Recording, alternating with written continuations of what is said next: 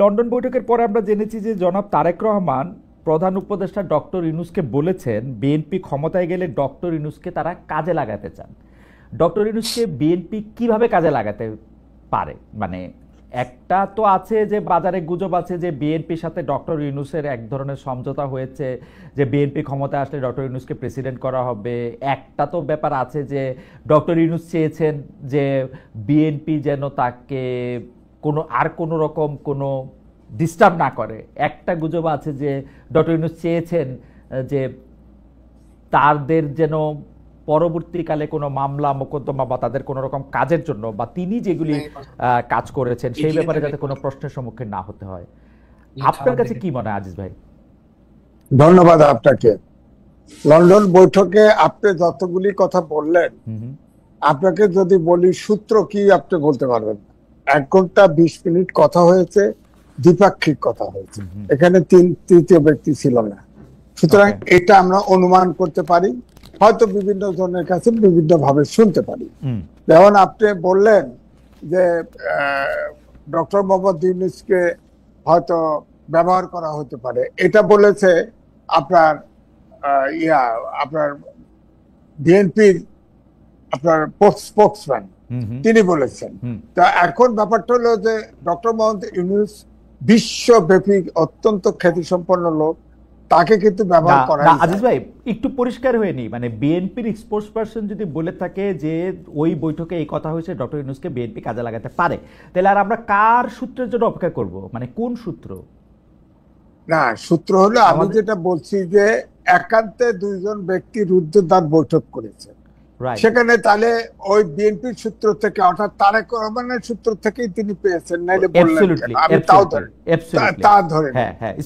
কিন্তু আমার বক্তব্য হচ্ছে ধরেন একটা নির্বাচন যদি হয় তাহলে ইউনূস সাহেব তার ক্ষমতায় থাকছেন না।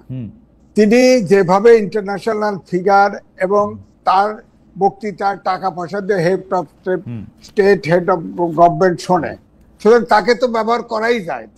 আমি তো যখন ডক্টর মোহাম্মদ ইউনূস আওয়ামী লীগের সময় 6 তলায় হাঁটায় উঠায় লিফট বন্ধ করে, তখনও বলছি যে তিনি জাতীয় সম্পদ, তাকে তো আমরা জাতীয় স্বার্থে ব্যবহার করতে পারি, কারণ তার তো সারা বিশ্বব্যাপী কানেকশন আছে। এখন অন্তর্বর্তী কি আসলে কি ব্যবহার করতে আমি বলতেছি, সে অন্তর্বর্তীকালীন সরকারের এখন প্রধান, তিনি তার পরিচয় কিন্তু এখন কাজে আসছে না, কারণ অন্তর্বর্তীকালীন সরকার যে সবাই দেখা হলে বলে সাহায্য করব, যে সাহায্য চান, কিন্তু কেউ সাহায্য করেন না, কারণ প্রত্যেকের পুঁজির কিন্তু নিরাপত্তা চায়। অন্তর্বর্তীকালীন সরকারের কাছে সেই নিরাপত্তা কোনো দেশই আস্থা রাখতে পারে না, এই জন্য তিনি কিন্তু কোনো কিছু জেনারেট করতে পারছেন না, কোনো বিনিয়োগ নাই, কোনো ব্যবসা নাই। সেই প্রসঙ্গে আমরা আসবো আজিজ ভাই, সেই প্রসঙ্গে আমরা আসবো। আপনি আমাকে বলেন তো যে ডক্টর মোহাম্মদ ইউনূস কি জনাব তারেক রহমানের কাছে চাকরি চাইছেন? না, আমার তো মনে হয় না। তাহলে মানে বিএনপির স্পোকসপারসন যখন এই কথা বললো, তাহলে এইটার মানেটা কি, এটা ইন্টারপ্রিটেশনটা কি? মানে ডক্টর মোহাম্মদ ইউনূসকে বিএনপি কাজে লাগাতে পারে? আমার অনুমান হচ্ছে ডক্টর মোহাম্মদ ইউনূসকে কোনদিন বিএনপি প্রেসিডেন্ট হিসেবে নেবে না। ওকে, কারণ তিনি ডক্টর মোহাম্মদ ইউনূস তিনি এমনই প্রকৃতির মানুষ, আমার ধারণা হয়েছে তাকে নিলেই এই সরকারকে সে যা মনে চায় তাই করতে থাকবে, সে কারো কথা শোনে না। মাহমুদুর রহমান মান্না তার প্রিয় ছাত্র ছিল, সে বলেছে, ডাইরেক্টলি বলেছে, একটা টেলিভিশনে আমার সামনে বলেছে, উনি বক্তৃতা করেন, উনি বক্তৃতা শোনেন, প্রশ্ন করলে মৃদু হাসেন, কোনো উত্তর দেয় না, সবাইকে ডেকে নেয়। বিএনপি তাহলে মোটামুটি ভাবে একজন আজ্ঞাবহ প্রেসিডেন্টই চায়, মানে ডক্টর মোহাম্মদ ইউনূস যেহেতু তার কথা শুনবেন না। না, আজ্ঞাবহ বলছে না, কারণ বিএনপি তো তার 31 দফা সংস্কারে তো বিএনপি প্রেসিডেন্ট এবং প্রধানমন্ত্রীর মধ্যে ক্ষমতার ভারসাম্য চেয়েছে, হয়তো চাইবে, কিন্তু ডক্টর মোহাম্মদ ইউনূসের সাথে যদি আপনার প্রেসিডেন্ট তাকে বানাতে চায়, সে প্রধান শর্ত দিবে যে সরকার আমি প্রেসিডেন্ট ভেঙে দেওয়ার ক্ষমতা, এই ক্ষমতা দিতে হবে।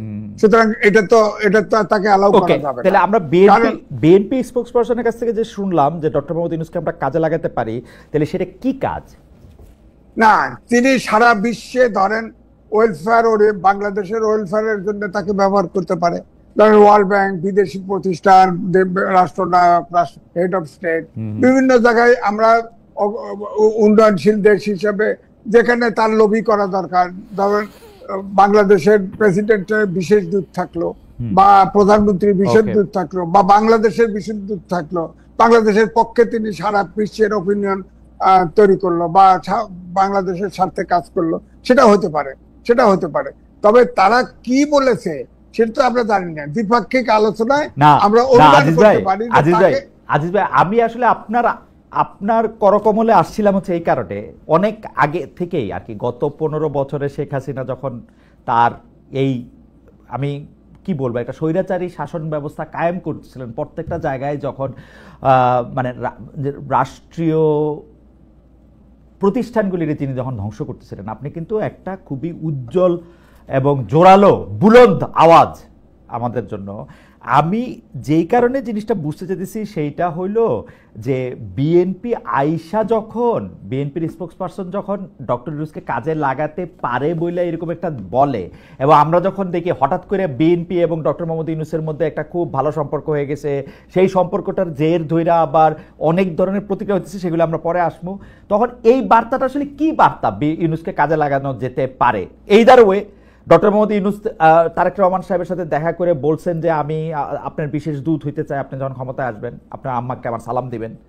অথবা হইতে পারে যে তারেক রহমান সাহেব ইউনূস সাহেবকে বলছেন যে প্রফেসর সাহেব আপনি ঠাইকা যান আমরা যখন আসবো।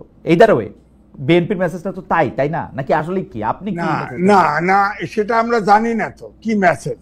তবে আমি এইটা বলতে পারি, আমি কিন্তু ডক্টর মোহাম্মদ ইউনূসের পক্ষে টকশো করেছি, আমি লিখেছি, কাল বেলাতে ছাপা হয়েছে, আমি অনেক রিকোয়েস্ট করে ছেপেছি। আমার একটাই বক্তব্য হচ্ছে ডক্টর মোহাম্মদ ইউনূস আমাদের জাতীয় সম্পদ, সুতরাং তাকে ব্যবহার করা যায়, সে দেশের সাথে কাজ করতে পারে। আমি এটাই বোঝাইতে চাইছি যে শেখ হাসিনা তাকে রাষ্ট্রের জন্য ব্যবহার করলো না, এবং ব্যবহার মানে কি, এটা তো খুবই দুর্ব্যবহার করলো, খুবই দুর্ব্যবহার করলো। লিফট বন্ধ করে লিফট বন্ধ করে 6 তলায় উঠালো, লিফট বন্ধ করে। আমি তখনই আমি লিখেছি, তখনও তার পক্ষে আমি স্ট্যান্ড নিয়েছি। কিন্তু এখন যেটা দেখতে পাচ্ছি, আমার কাছে মনে হয়েছে খুব নরম স্বৈরাচার। তিনি নিজের ক্ষমতার বাইরে কিচ্ছু করতে রাজি না, আমার কাছে এটাই মনে হয়েছে। লন্ডন ডক্টর মোহাম্মদ ইউনূস হচ্ছে নরম স্বৈরাচার। এই প্রসঙ্গে আমরা নিশ্চয়ই পরে আবার আসবো, কিন্তু আমি